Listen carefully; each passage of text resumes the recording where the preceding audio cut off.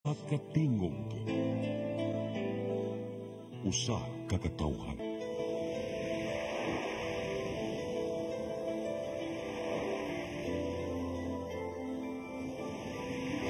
Cebu Catholic Television Network.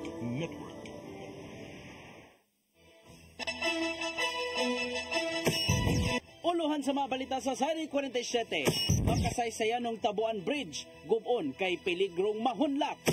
48 oras nga tagal, gihatag ni Acting Mayor Raymond Alvin Garcia sa kapulisan sa dakbayan sa Sugbo pagsulbad sa krimen. Duha ka mga jewelry shop sa Barangay Ermita gitulis kapin 14 milyones ka pesos nga balor sa alahas na sakmit. Bomba ni buto sud sa Saka Resort sa Lapu-Lapu City. Tulo ka mga construction worker na angol. Sugbo, Kabisayan ug Mindanao, Pilipinas ug katawhan kutos maabot atong Sibya sa tibuok kalibutan mayong hapon. Live kita karon sa CCTN Channel 47 ug kini ang tulumanon sa nag-unang kasayuran nga angay natong masayran. Ako si Dennis Tabar. Tulumanon sa patas nga mga balita ug opinyon. Ako si Danica Caballes. Kini ang Sari 47.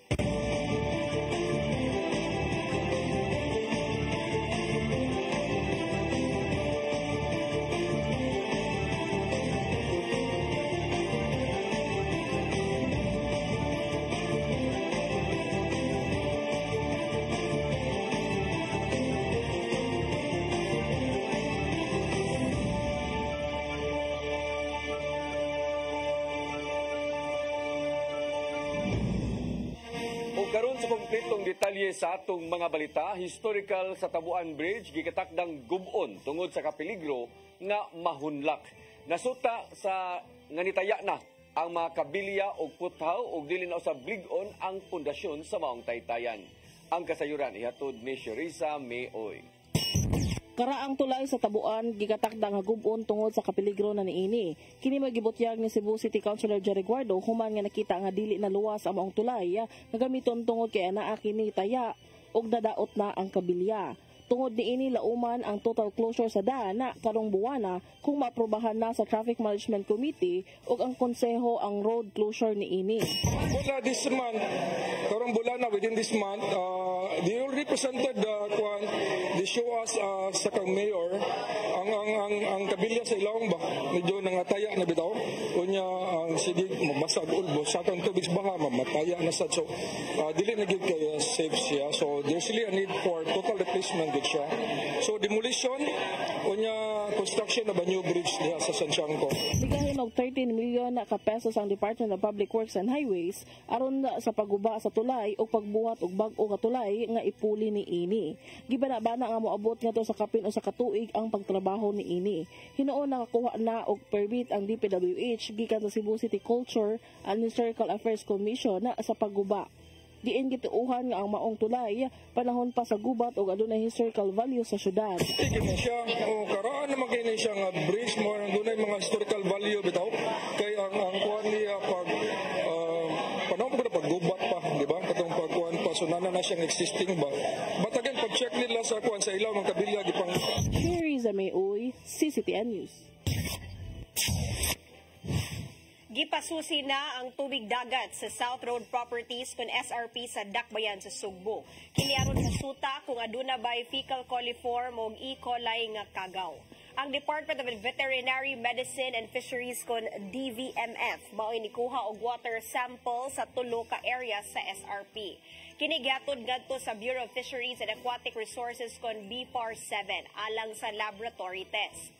Matod sa pangu sa DVMF ug City Veterinarian Alice Utlang nga buot lang silang makasiguro nga luwas kanon ang mga kinasun ug mga isda sa kadagatan sa SRP. Ang resulta sa laboratory test gipaabot ni Utlang nga mogawas sunod semana.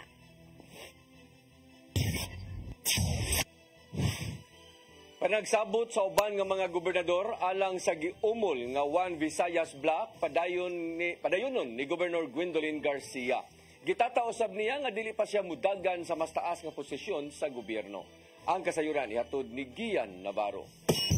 Gibutyag ni Gobernador Gwendolyn Garcia nga nahitabo ang planong pag-umol sa One Visayas Block atol na sa pagsugod sa bakalihukan sa founding anniversary sa probinsya sa Subo. Diin present ang ubang mga gobernador gikan sa Visayas. Yan ang panahon na nakahigayon sa pagpadangat sa suporta ang siyam ka mga gobernador sa Kabisayan. Apil na si Garcia sa pagsuporta sa liderato ni Presidente Ferdinand Bongbong Marcos Jr. Pinagi kini sa pagpirma sa giandam nga manifesto o gisaksen kini ni First Lady Liza Araneta Marcos. Humani ini, diha na naunahunaan ang pag-umol sa ilang political bloc nga panguluan mismo ni Garcia diin usara ang tinguha. Kini mao ang panagiusa sa mga lalawigan aron maabagan ang mga labing nanginahanglan. Strong voice, we hope that we will be able to present our agenda for progress and development to the national government, and the national government will be instrumental, in fact will become our partner in this forging of strengths in order to push for development in each of our provinces respectively. Magpadayon pa ang panagsabot sa giumol nga One Visayas Block uban ang nabiling 7 ka mga gobernador sa Visayas Region.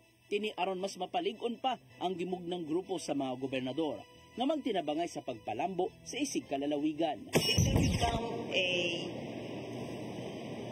a super entity that is concerned about uplifting people's lives in the whole Visayas.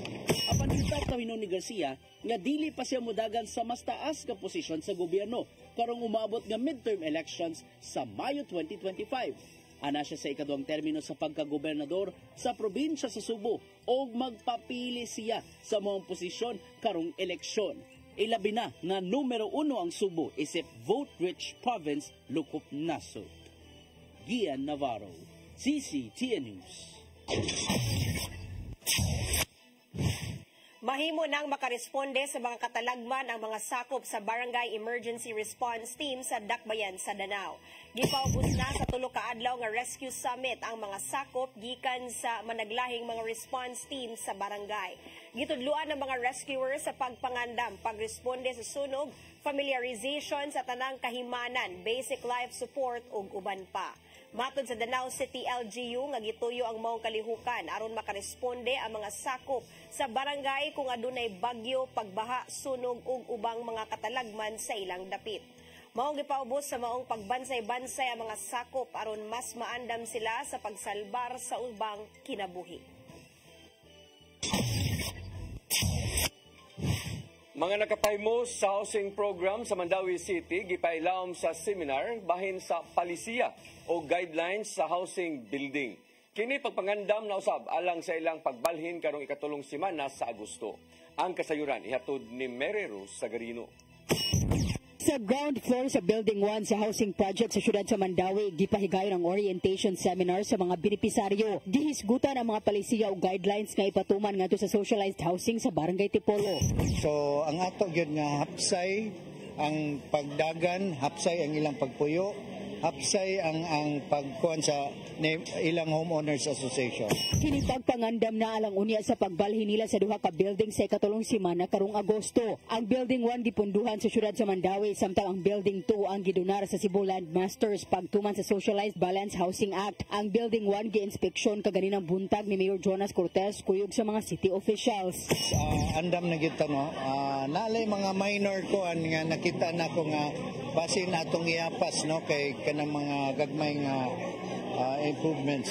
Moabot sa 194 ang mga benepisaryo sa housing project nga mao ang mga biktima sa sunog sa Barangay Tipolo, Gezyo ug Mantuyong niadtong tuig 2016 ug 19. Sila kasamtangang nagpuyusod sa compound sa Cebu International Convention Center. Sa wala pa nagsugod ang seminar, si Mayor Jonas Cortez ug mga city officials nangaon og paniudto kuyog sa mga benepisaryo. Mary Rose Sagarino, CCTN News.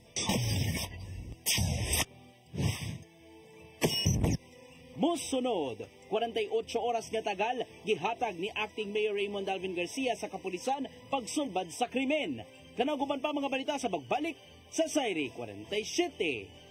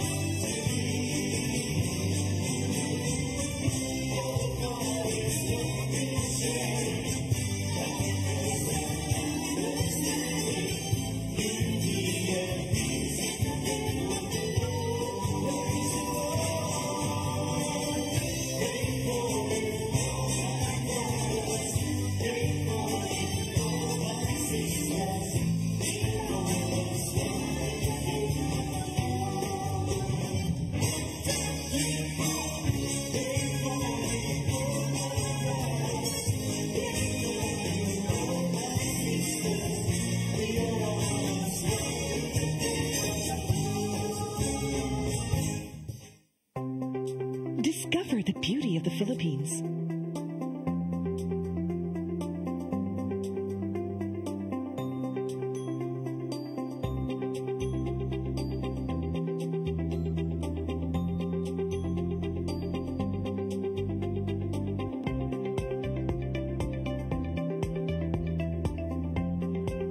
With Philippine Airlines, the country's flag carrier.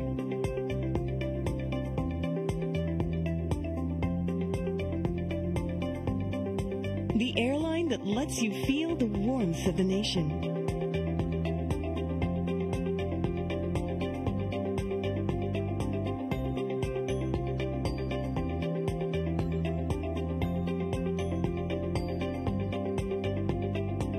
Mabuhay!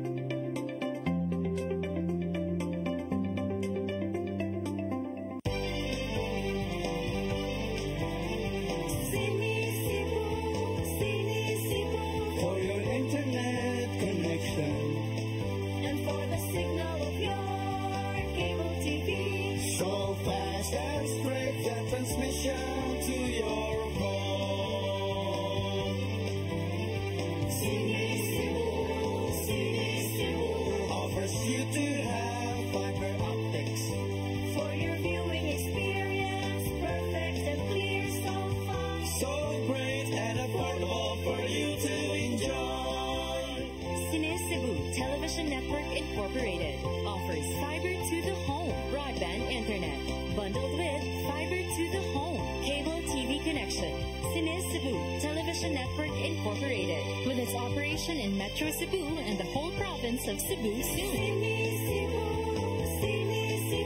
For your internet connection and for the signal of your cable TV, so fast and straight the transmission to your home.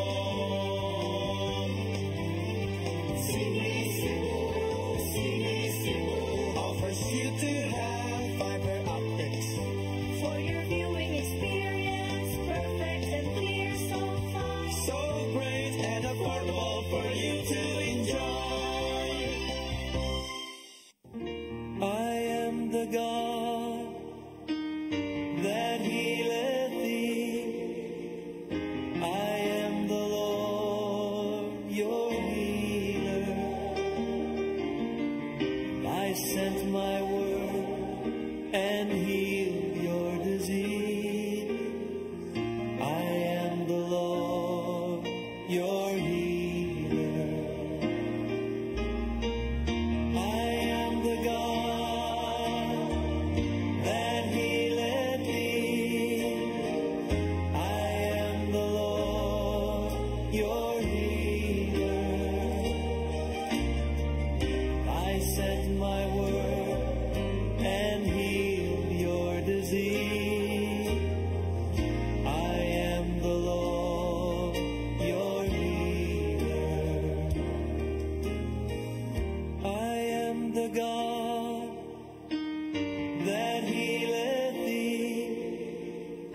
I am the Lord, your healer. I sent my word and healed your disease. I am the Lord, your healer. I am the God that healeth thee. I am the Lord, your healer. Ang kinabuhi puno sa hagit. Sumpila ka, Dria! Ay, pag-inarte! Pagdita ka! Puno sa pangutana. Bata pa gani ka tayo? Nagpuyap-puyap na ka? Kinsa man ang mga masakitin ako din ay gano'n ang kinsa! Si Buti mo'y pasabot na di. Puno sa luha. Nagpili pa. Ako nga imong anak o kanay imong mga babae. Suko. Ano pa? Ano itang kalipapa? Apan bisan mangitbit pa ang imong kalibutan, aduna pa'y nagpahiping kahayag. Aduna ka pa'y kasumbungan. Mga laman, hanap na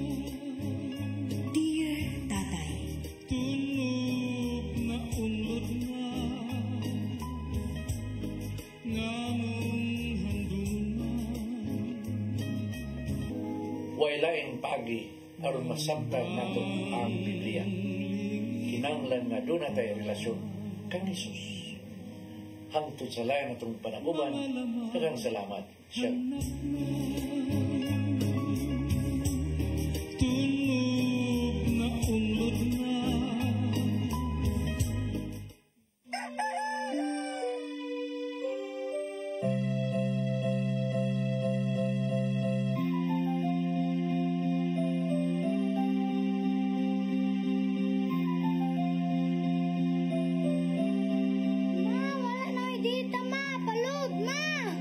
Sorry ma'am, na-late ko. Nangita ko nung gusto para internet sa kong anak ma'am. Ay, wala na yung problema. Para Sinisibo. Sinisibo, Sinisibo. For your internet connection. And for the signal of your cable TV. So fast and straight the transmission to your home. Sinisibo. Sinisibo, Sinisibo. Offers you to have fiber optics. For your viewing experience, perfect and clear so fast. So great and affordable for you to enjoy. Sinisibo. Sinisibo Television Network Incorporated offers fiber to the home broadband internet bundled with fiber to the home cable TV connection. Sinisibo Television Network Incorporated with its operation in Metro Cebu and the whole province of Cebu soon. And affordable for you to enjoy. Sinisibo.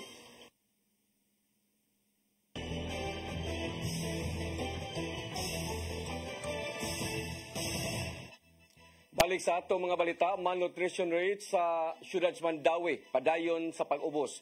Usa sa Mandawi sa Grand Nutrition Awardee sa ika-19 nga Regional Congress of Nutrition nga gipahigayon karong adlaw.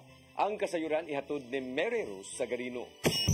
Sa dato sa Mandawi City Nutrition Office, padayon ang pag-uso sa malnutrition rate gikan tuig 2021 hangtod karong tuig 2024. Sa record niini ang rate sa stunting ni uso ngadto na lang sa 3% gikan sa 4% ni aging tuig. Ang stunting rate ni atong tuig 2022 ana sa 5% samtang 7% ni atong tuig 2021.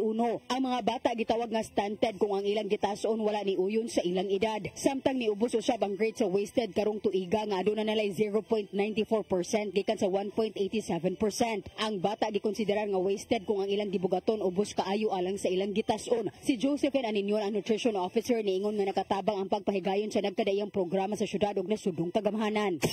Like the dietary supplementation program, naamagod tayo programa sa Mandawi nga naghatag-tag maternal milk for the nutritionally at risk pregnant women.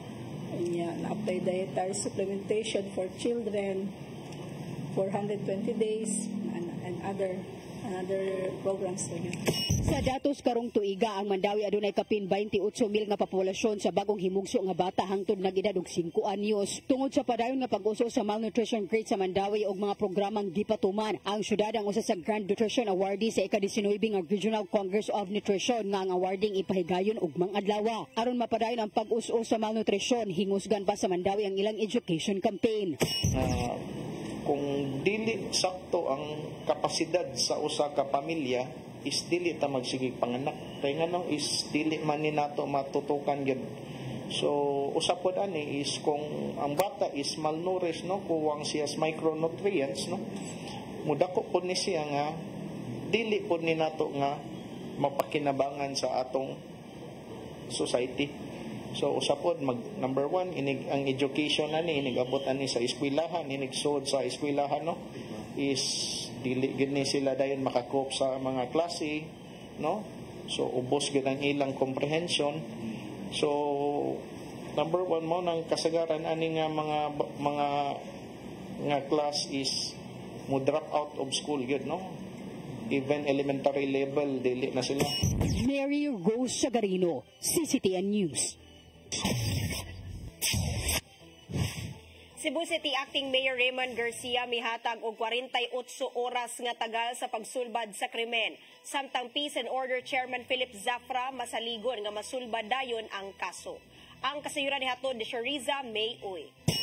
Giyatagan lang og 48 oras ni Cebu City Acting Mayor Raymond Alvin Garcia ang Cebu City Police Office sa pagsulbad sa kasong pagpanulis sa duha ka pawn shop sa Dakbayan sa Sugbo. Matud ni Garcia nga kung gali masulbad ang maong kaso, mamahimo niyang makarekonsiderar ang full-pledged appointment ni Acting CCPO Director Police Colonel Antonito Cañete nga sa pagkakaroon wala pa niya kinigitugutan. Samtang kusgano na nga gikondenar ni Cebu City Council Chairman sa Peace and Order Council Philip Safra ang maong pagpanulis ilabi na nga utong tutok kini nay tabo. We're so shocked, but of course we condemn the unreasoned display of kanang robbery act committed by these people. Yeah. Sa crowded area, in broad daylight. So, notwithstanding sa atong maingon kaning police visibility na program, nakakuha niya po, nakalusot niya po sila. Hinungdan nga ni patawag dahil sa Safra ni Deputy City Director for Operations Police Lieutenant Colonel Janet Lafter sa Laka nga buhaton aron nga masulbad ang maong pagpanulis. Dako ang pagtuon ni Safra nga dunay posibilidad na konektado ang natabong duha nga pagpanulis sa carbon ngadto sa gitulis sa Dan Colon kaniadto. Nanginaot sab siya nga siguraduhon sa kapulisan nga madakpan og masulbad ang maong kaso aron nga matagan og gustisya ang mga biktima. Sa siya sa trabaho sa itong kapulisan nga ilang yung palauman ang ilang investigasyon despite the demands of the government and the public na sulbaron dayon sa madaling panahon ang maong pagpanulis, pero ilang yung siguroon nga ang perpetrators nga nakahimo sa maong krimen mao gyud ang ilang masikot na madakpan. Masaligon hinuon siya nga ubos sa pagdumala ni Cañete sa CCPO nga masulbad ang maong krimen. Sherry Zamioy, CCTN News. Cebu City Acting Mayor Raymond Alvin Garcia wa pa hingpit nga mopili sa sunod nga mamahimong hipi sa kapulisan sa Dakbayan sa Sugbo. Kini bisan sa gitudlo nga acting director nga si Police Colonel Antonito Cañete, hulip kang Police Colonel Ireneo Dalugdog. Ang kasayuran ihatod ni Arnold Bustamante. Bisa pa man, naghunagway sa kasamtangan nga mayor sa Dakbayan Sugbo, Raymond Alvin Garcia nga nakapunto sa gitudlo nga acting Cebu City Police Office Director nga si Police Colonel Antonito Cañete. Human sa malampuso nga pagkasikop sa suspitsado sa linuog nga pagpatay sa usa ka sales lady sa Barangay Bulacau nitong miaging semana, apan wala pa siya hingpit nga makatudlo nga may mangulo sa kapulisan sa Dakbayan Sugbo. Mato ni Garcia atol sa pagpresentar kang Darren Quiz sa CCPO nga nagpadayon ang iyang pagpaniid kang Cañete. Ilabi na sa iyang pagpadagan sa paghatag sa seguridad sa tibok Dakbayan sa Sugbo. Una na nga may pahibaw si Garcia nga nagpaabot pa siya sa 5 ka mga pangalan sa mga police colonels kayang pilian na pilda niini si Cañete nga may mangulo sa renda sa CCPO. Colonel, hingon ba yung mo, Colonel, nga I did not sign any endorsement as of the moment for your being the official CCPO director, city director kay tungod I am really observing you. Tinudan na yun, I am observing you. Hinoon karon murag na kay plus kay I commend you kay dali ra kay nato na kuha ato mga suspects, pero mula gina dili ni kutob diri. I want to see a longer time na nervisyo ka kay para I can really make my assessment properly. Apan alang kang Cañete nga wala siya mamugos nga mahimong pilion sa kasamtangan nga mayoro sa Dakbayan, ang labing mahinungdanon mao ang pagserbisyo sa katawhang Sugboanon nga mahimong luwas ug layo sa krimen ng Dakbayan. Yang ipasabot nga wala siya mo apply sa pagkahepe sa kapulisan sa Dakbayan sa Sugbo, apan nakita sa kadagkuan sa Police Regional Office 7 ang iyang agi sa panarbaho nga tungod ani siya ang kasamtangan nga gibutang sa mga posisyon. Yes, my reply simple is that even I cannot become a city director, what important to me is I give my best, serve the people. For me, important. In fact, I do not apply for a city director. It was the PNP who observed me doing silently, without complaining, and even doing my best. Even the simple way of delivering it with a simple, very small and simple office. Si Cañete, lumad nga Sugboanon sanglit ang lugar nga iyang natauhan, mao man ang isla sa Bantayan, probinsya sa Sugbo. Si Lieutenant Colonel Jerry Spilare, ang spokesperson ni Police Brigadier General Antonio Abirin, hepe sa kapulisan sa Central Visayas ni Pahibaw, nga doon na ipadala nga 5 ka mga pangalan ng Piero 7 ngadto sa Cebu City Hall aron makapili na ang mayor apila niini ang ngalan ni Colonel Cañete. The information that I have from R1, our personnel, is that we are in the process of checking the names. Now, I am not sure if nag-aabot na ba sa office ni City Mayor, but the process should be under the law. He will be given 5 recommendees, no, for him to choose. No? Then, kung makapili na siya, that's the time that we will designate the city director in full capacity. Karoon na ba is active capacity pa si Colonel Cañete. Hatag pa og pangalan si Pilare sa mga police colonels na mamahimong pilian ni acting Mayor Raymond Alvin Garcia. Arnold Bustamante, CCTV News.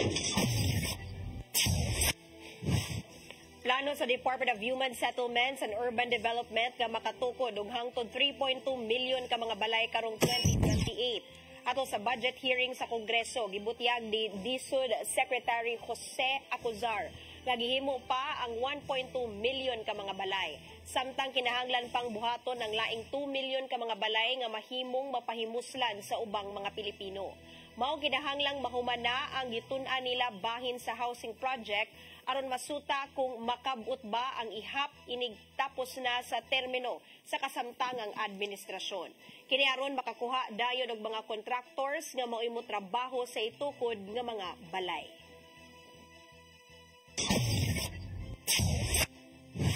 Chinese Coast Guard nagsunod-sunod sa barko sa Bureau of Fisheries and Aquatic Resources atol sa pag-abag sa mga mananagat sa West Philippine Sea.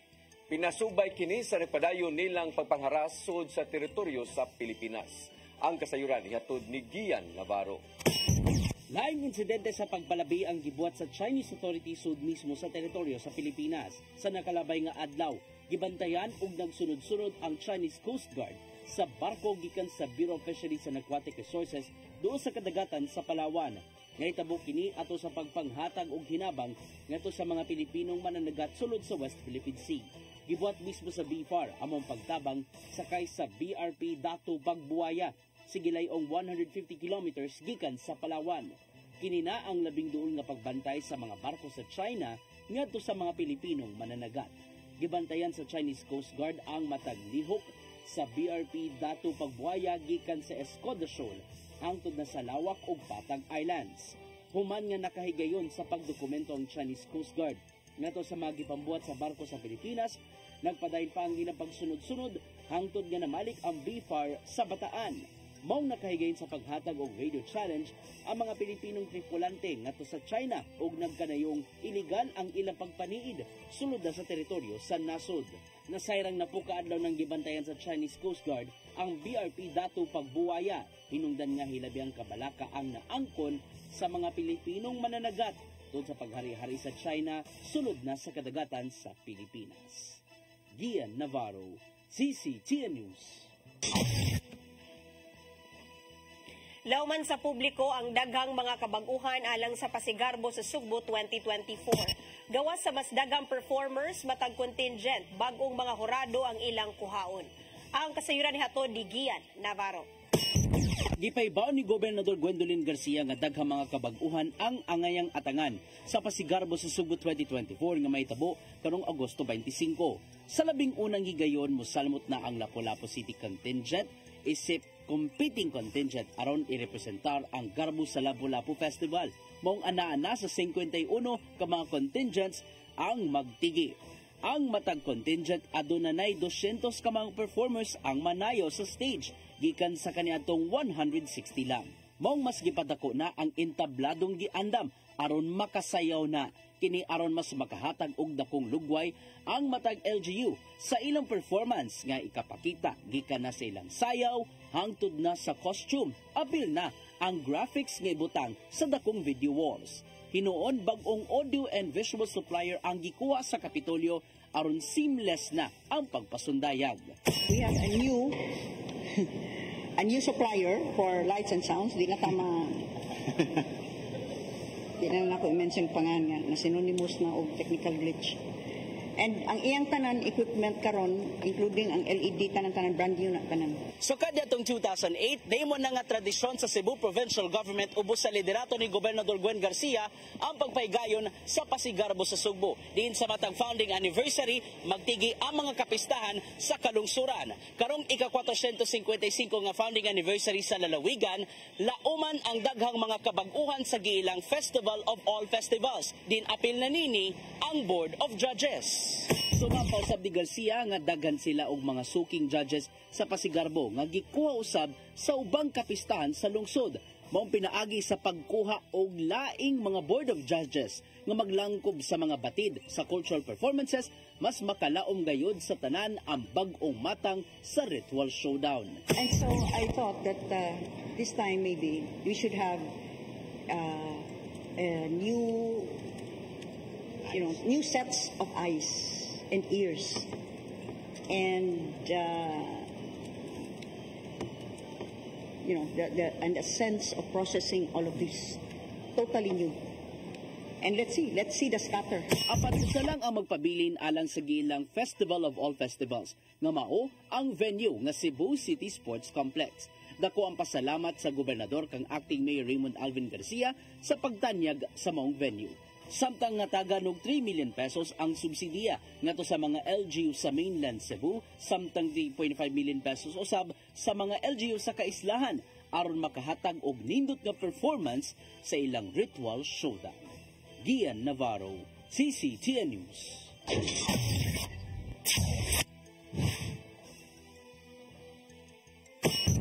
Mosunod, duha ka mga jewelry store sa Barangay Ermita gitulis kapin 14 milyones ka pesos nga barol sa alahas nasakmit. Bomba ni butosod sa pribadong resort sa Lapu-Lapu City. Tulo ka mga construction worker naangol. Kanaw guman pa mga balita sa pagbalik sa Sayri 47.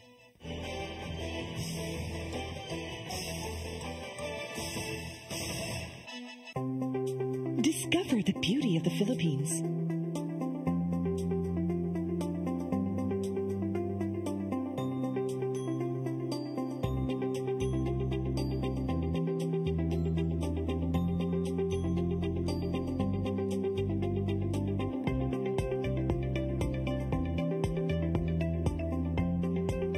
With Philippine Airlines, the country's flag carrier.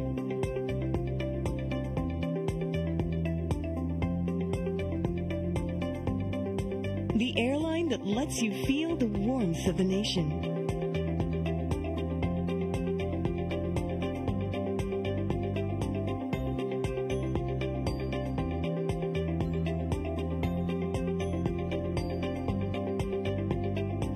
Mabuhay.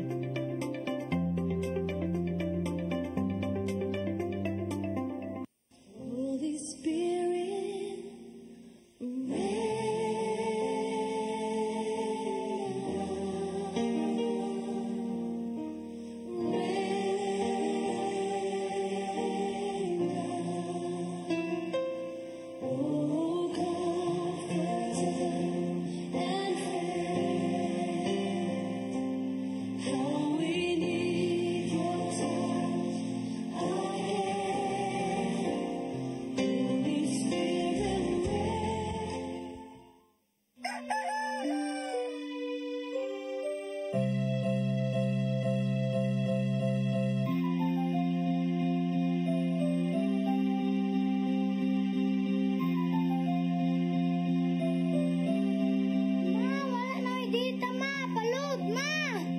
Sorry ma'am, na-late ko. Nangita pa mong gusto para internet sa kong anak na. Ay, wala na yung problema. Pag-sinisibo. Sinisibo, Sinisibo, for your internet connection and for the signal of your cable TV. So fast and spread the transmission to your home. Sinisibo, Sinisibo, Sinisibo offers you to have fiber optics for your viewing experience. Perfect and clear, so fast, so great and affordable for you to enjoy.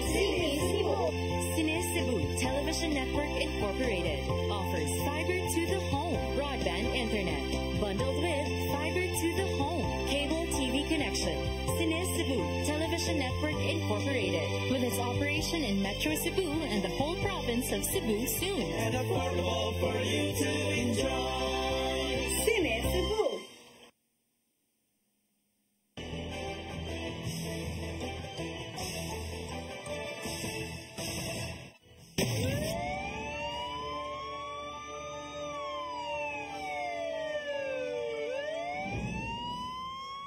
Balik sa atong mga balita, lalaki gipusil patay kagabi sa barangay Marigondon, Dakbayan sa Lapu-Lapu. Sa pasyunang investigasyon, nasayran nga usa kini ka drug personality. Ang kasayuran ihatod ni Crystal Joy Filerca.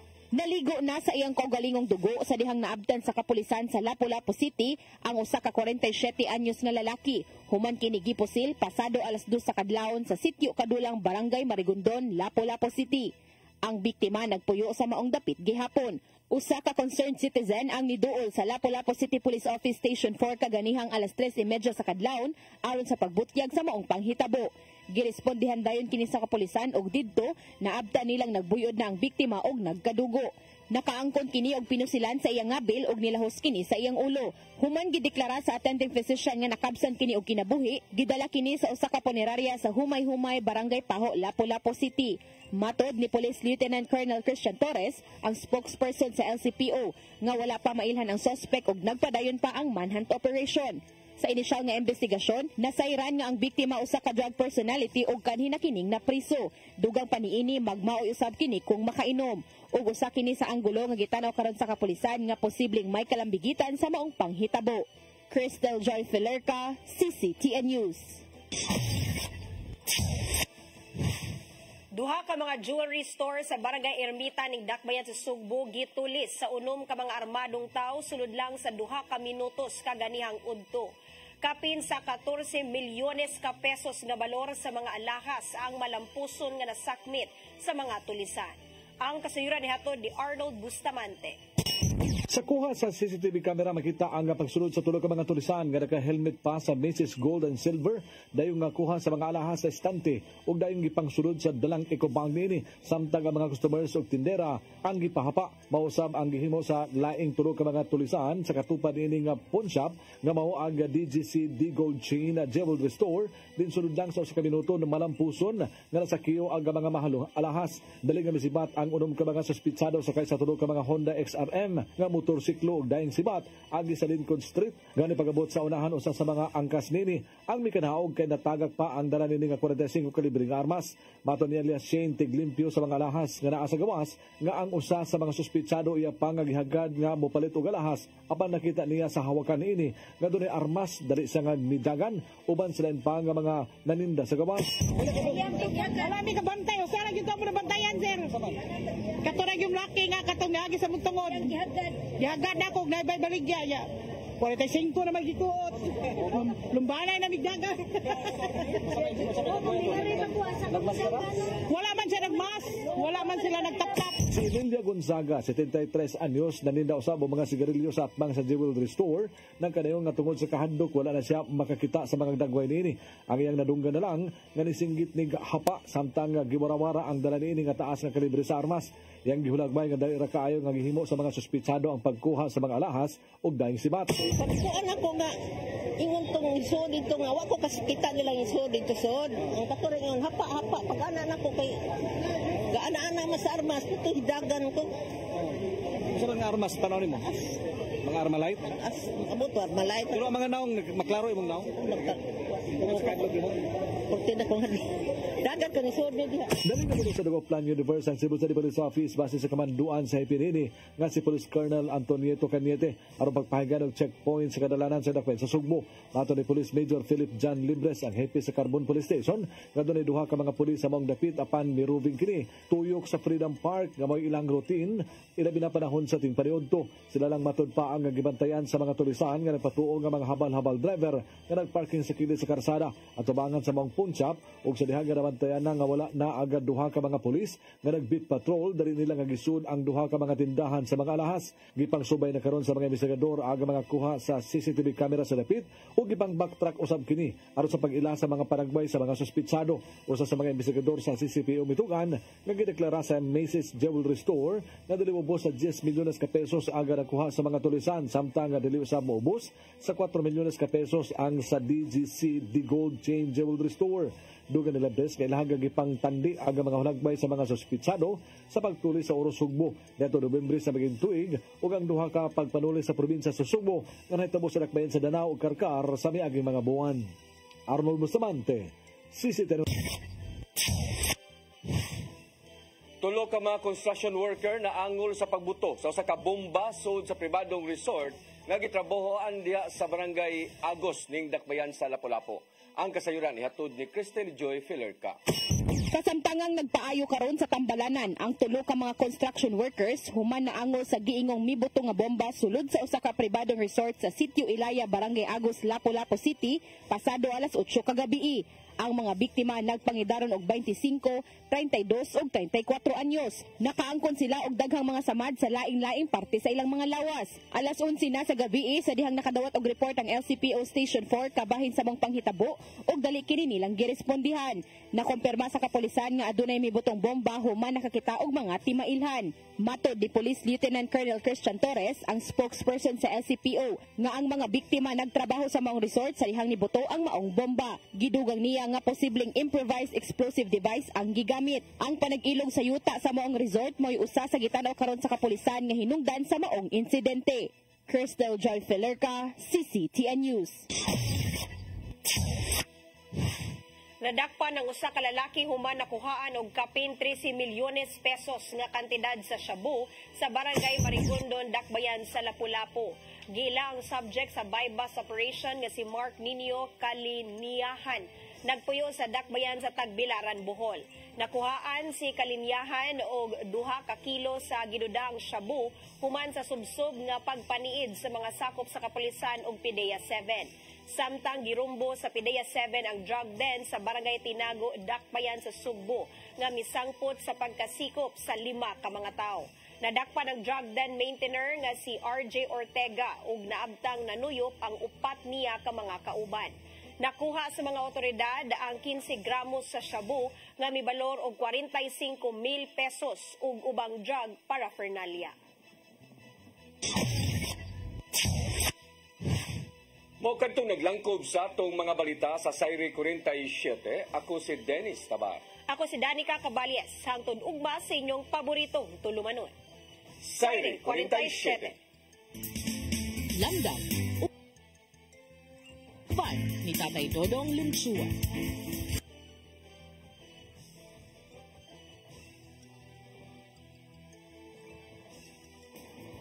Hugang katuyuan ini alang gayud sa atong kaayuhan.